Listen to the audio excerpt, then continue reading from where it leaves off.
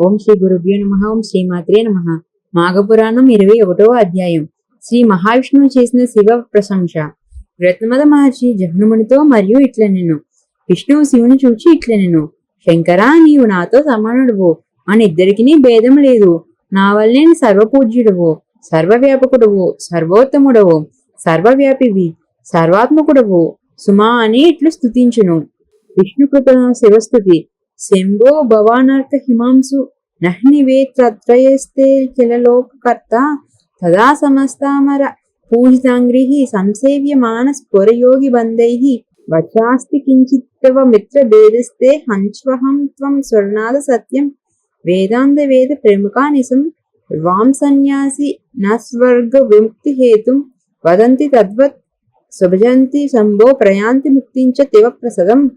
సర్వభేద వినిర్ముక్తః సర్వభేదాశ్రయో భవాన్ త్వంత్వరిష్టాయ లోకేస్మిన్ మహాదేవో మహేశ్వరః త్వమేవ పరమానందస్త్వమేవ వాభయదాయకః త్వమక్కరం పరం బ్రహ్మ త్వమేవ హి నిరంజనః శివస్వృతః సూక్ష్మః బ్రహ్మ విదామసి ఋషీణాం చ వసిష్ఠస్త్వం వ్యాసో వేద నిదామసి సాంఖ్యానాం కపిలో దేవః రుద్రాణామపి శంకరః ఆదిత్యానాముపేంద్రప్యం వసూనాం చ హిపవకః వేదానాం సామవేదస్త్వం సావిత్రి ఛందసామపి ఆధ్యాత్మ విద్యా విద్యానాం గతీనాం పరమాగతిః మాయాత్వం సర్వశక్తీనాం కాలకల్యతామపి ఓంకార సర్వగుహ్యానాం వర్ణానాం చ ద్విజోత్తమః ఆశ్రమానాం చ గాహ్యస్త్వం ఈశ్వరాణం మహేశ్వరః పుంసాత్వమేకో పురుషః సర్వభూత హృదిస్థితః సర్వోపనిషదాం చేవ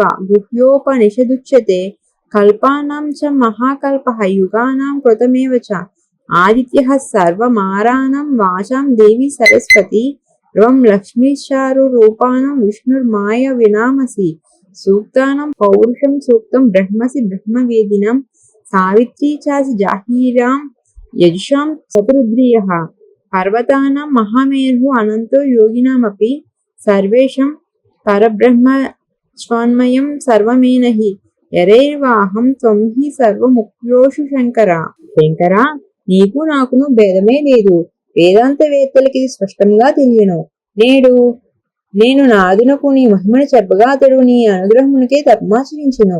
నిన్ను దర్శింపనందును నీవతను అనుగ్రహించితివి. అప్పుడు అదును నిన్నిట్లు స్థుతించునో గుర్తున్నదా? మరలా స్మరింపుము.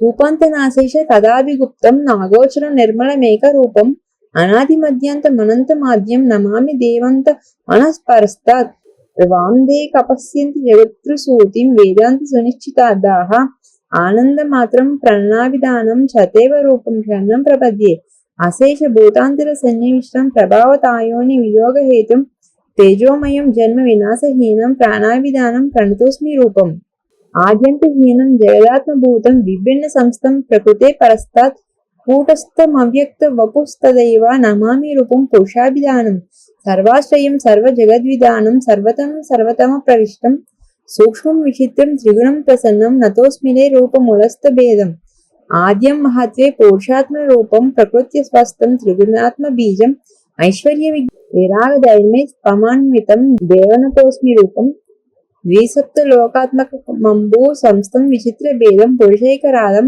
అనంతభూతే రదివాసితంతే వతో స్మృహం తజ్జ గదంధ సంస్థం అశేష దేవాత్మక మేకమాద్యం స్వతేజ సారూపితలోక భేదం త్రికాలహేతుం పరమాజ రూపం నమామిహం త్వం రవిమండలస్థం సహస్రమూర్తాన నమంత శక్తిం సహస్రబాహుం పురుషం పురాణం శయానమంతస్కంలే తదైవ నారాయణాఖ్యం ప్రణతోస్మి నిత్యం దంష్టాకరాళం త్రిదశాది నంద్యం యుగాంత కాలావల కాల రూపం అశేష రూపండ వినాశహేతుం నమామి రూపం తవకాల సంజ్ఞం కణాసహస్రేణ విరాజమానం భోగేంద్ర ముఖే రవి పూజ్యమానం జనార్దన ప్రీతి మహత్కరం త్వం సతోస్మి రూపం తవ శేష సంజ్ఞం అన్యాహతే స్వర్యమయుగ్మనేత్రం బ్రహ్మమృతానంద రావగ్నమేకం యుగాంత శేషం దివిసృత్యమానం నతోస్మృహం త్వామే త్రిరుద్ర సంజ్ఞం ప్రక్షీణ శోకం విమలం పవిత్రం సురాసురర్చిత పాదయుగ్మం మకోమలం హింద సుశభ్రదేవం నమామిహం త్వామఖిలాభినాదం చతుర్భుజం శూల మృగాగ్నిపాణిం ప్రయత్నతో భక్తవర ప్రధానం వృషధ్వజం త్వం గిరిజారదేహం అతోస్మహం దేవ కృపాకరేశం. శంకర, నారదుడు చేసిన అమోఘమైన ఈ స్థుతిని విని నీవు మిక్కిలి సంతోషించితివి. మునులందరూ స్తోత్రములు చదువుచు నిన్ను సేవించరు కదా, కావున నీకును నాకును బ్రహ్మకును భేదమును లేదు.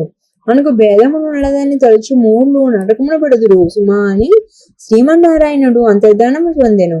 జహ్నముని విష్ణువుని ఈ విధంగా రజస్తమో గుణ భేదముల వలన వివాదపడిన బ్రహ్మను శివుని శాంతపరిచి లోకములకు వినియమును ఈ విధంగా తెలుపును. ప్రస్తుతము ముగ్గురికి భేదం లేకుండాను భేదం ఉన్నదని తలచి వాదించి అహంకార పండితుల కొరకు సంఘటన జరిగినది. మాఘమాస వ్రతం ఆచరించి వారి విషయంలో తప్పక గ్రహింపవలేను. అజ్ఞానముచే ఆలోచించి దోషమును ఒడిగట్ట రాదు.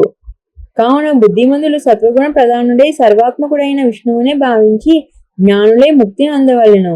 అజ్ఞానులు మాఘమాస వ్రతం ఆచరించి జ్ఞానులై ఇహపరముల యందు సుఖింపవలెను సుమా. వృధా పదములు బుద్ధిహీనులకే కాని బుద్ధిమంతులు కాదని తెలుపుటే ఈ సంఘటన జరిగినది. లేనిచో సర్వాధికులు సర్వాధారులు సర్వోత్తములకు త్రిమూర్తులకు కలహమేమి, ఎక్కువ తక్కువలేమి. మూర్ఖుడైనను భక్తితో మాఘమాస వ్రతం ఆచరించిన జ్ఞానియై సుఖించును. అహంకారము దుఃఖమును కలిగించినని అది త్రిమూర్తులంతటి వారికైనా తప్పదని దీని భావము. గర్వమని అశక్తుడైన వాని నాక్షేపించురు. సర్వసమర్థుడైన వానికి ఏది అయినను వాని శక్తికి లోబడినదే. పరమాత్మకు అహంకారం ఎట్లుండునో ఉండదు. ఏదైనా ఆయనను మించినది లేదు కదా. జ్ఞానము కలగవలనని భగవంతుడే ఇట్టి సంఘటన ఏర్పరిచి మన వంటి మూడులకు అహం కూడదని తెలిపెను. కావున గర్వమును సిగ్గును అభిమానమును విడిచి బుద్ధిమంతుడు మాఘమాస వ్రతం ఆచరించి విష్ణు కథలను విని తరింపవలెను.